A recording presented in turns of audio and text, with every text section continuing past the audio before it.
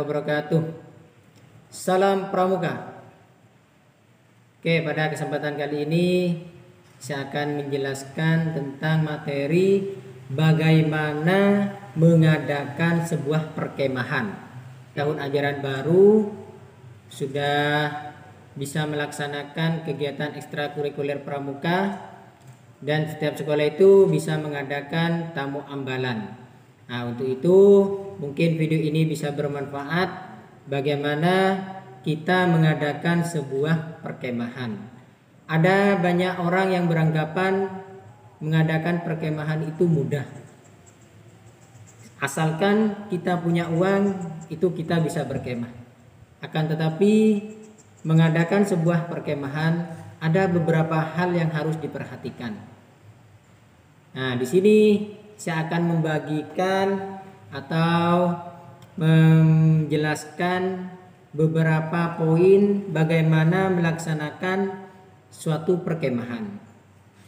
Kan tetapi di sini cuma 2 poin yang akan saya jelaskan. Yang pertama adalah sasaran dan motivasi. Nah, di sini sasaran diperjelas dengan seluruh panitia.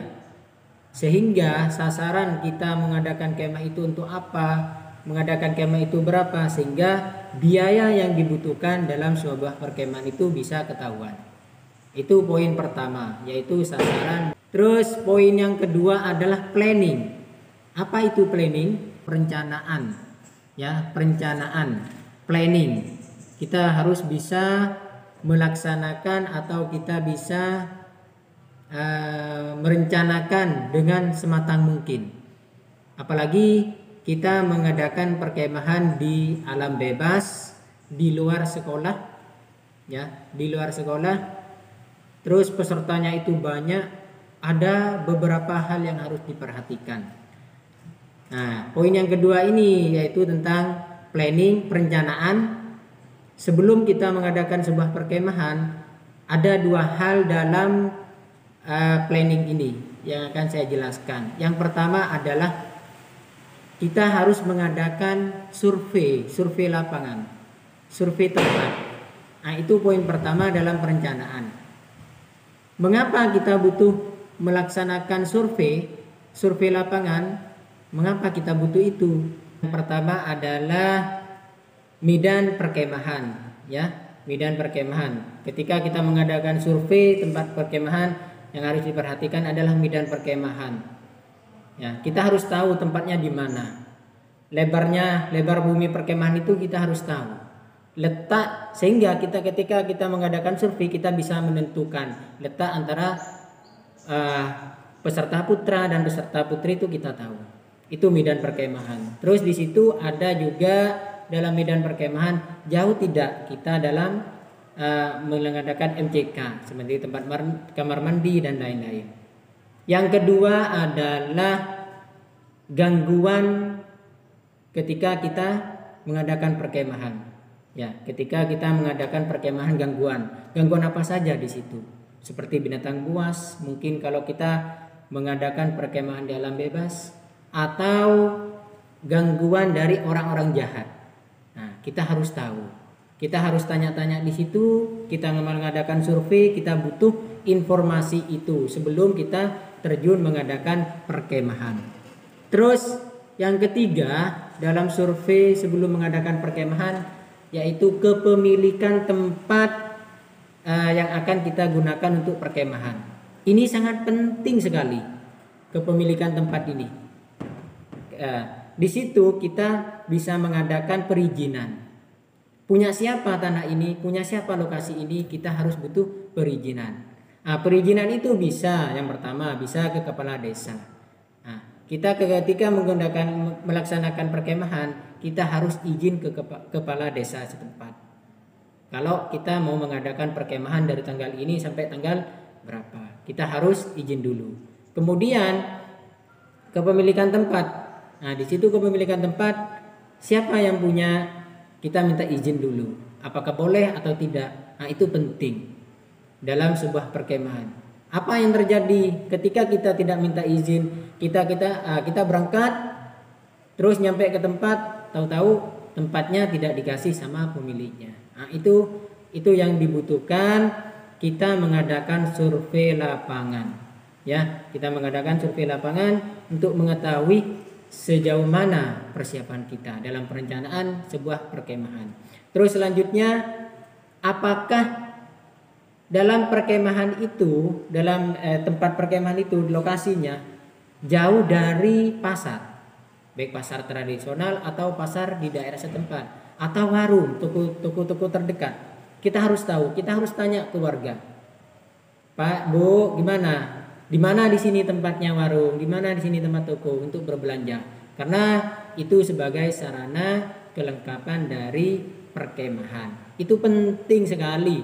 Ya, ketika kita mengadakan perkemahan di luar, di alam bebas atau di luar sekolah, kita harus tahu tokonya di mana, tempat kita berbelanja di mana. Nah, selanjutnya adalah kita tanya ke warga untuk melaksanakan bakti sosial. Kita harus menyempatkan, kita harus mengadakan waktu untuk mengadakan bakti sosial kepada masjid di sekitar lokasi perkemahan. Itu kalau saya mengadakan perkemahan. Kenapa? Kita harus bisa mengadakan bakti sosial di situ. Kita bisa membersihkan kamar mandinya, kita bisa bersih-bersih di situ, menyapu dan lain-lain. Itu penting untuk sebagai karakter dari anak pramuka itu. Ya, karakter dari anak pramuka itu menjaga lingkungan sekitar dan juga menjaga kebersihan. Itu. Terus poin selanjutnya adalah yang poin kedua dari perencanaan adalah setelah mengadakan survei, kita sudah tahu medannya seperti apa, tokonya seperti apa, tempat perizinannya sudah lengkap.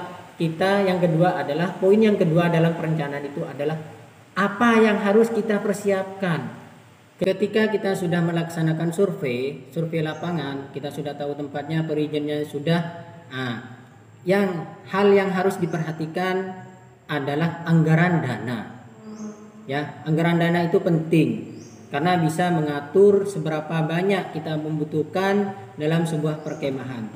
Itu penting sekali anggaran dana ketika kita sudah melaksanakan survei lapangan, sudah tahu tempatnya dan yang lain-lain, kita harus memikirkan yang namanya anggaran dana. Anggaran dana berapa yang dibutuhkan dari berangkat sampai kita balik lagi ke sekolah itu. Kita butuh berapa? Terus poin selanjutnya setelah melaksanakan survei adalah melaksanakan atau membuat time schedule. Time schedule ini adalah waktu berapa lama kita mengadakan sebuah perkemahan. Apakah 3 hari, 4 hari atau 5 hari. Sehingga kita bisa mengatur waktu itu dengan sebaik mungkin. Kita bisa membagi jadwal atau bisa mengatur jadwal sebaik mungkin. Sehingga apa yang kita rencanakan terus sesuai jadwal. Ya, itu penting sekali time schedule-nya dari pembukaannya hari apa, terus malam unggun rianya hari apa, apakah malam terakhir, itu pembukaannya apakah bisa kita mengundang instruktur, apakah bisa mengundang bupati atau kewarcap atau kewaran setempat atau pembina. Nah, kita bisa mengatur di situ. Kita harus merencanakan sebaik mungkin. Ya, kita harus bisa merencanakan sebaik mungkin. Apakah nanti di penutupan itu ada yang dinamakan peserta terbaik. Terus yang menutup itu apakah kewarcapnya? Kalau kita mengadakan di sebuah kabupaten atau juga pembina sendiri, itu kita butuh merencanakan. Kita butuh waktu diatur. Oke, poin selanjutnya setelah kita melaksanakan survei, kita harus memastikan berapa pesertanya antara peserta putra maupun peserta putri, karena ini penting sekali sebab ada kaitannya dengan transportasi yang kita butuhkan, ya, transportasi yang kita butuhkan dari sekolah menuju ke lokasi, sehingga apa yang kita rencanakan itu bisa berjalan dengan lancar. Contoh, kalau kita punya peserta sekitar 50, kita butuh berapa transportasi dari sekolah menuju ke lokasi tempat perkemahan. Sehingga ketika kita mau berangkat sudah disiapkan yang namanya transportasi. Itu. Terus poin selanjutnya adalah pembagian job. Nah, di sini pembagian job dari semua panitia. Ya, dari semua panitia itu harus dibagi per bidang. Per job ya. Jobnya apa saja? Ada seksi perlengkapan, seksi humas, seksi kegiatan yang akan melaksanakan kegiatan dan lain-lain. Nah, itu penting juga ditekankan kepada panitia yang akan melaksanakan sebuah perkemahan. Mungkin cuma itu yang dapat saya sampaikan. Cukup sekian dari saya, dari channel Hadi Scout Sampang. Terima kasih, semoga bermanfaat. Jangan lupa subscribe channel Hadi Scout Sampang, semoga bermanfaat. Terakhir, wassalamualaikum warahmatullahi wabarakatuh. Salam Pramuka.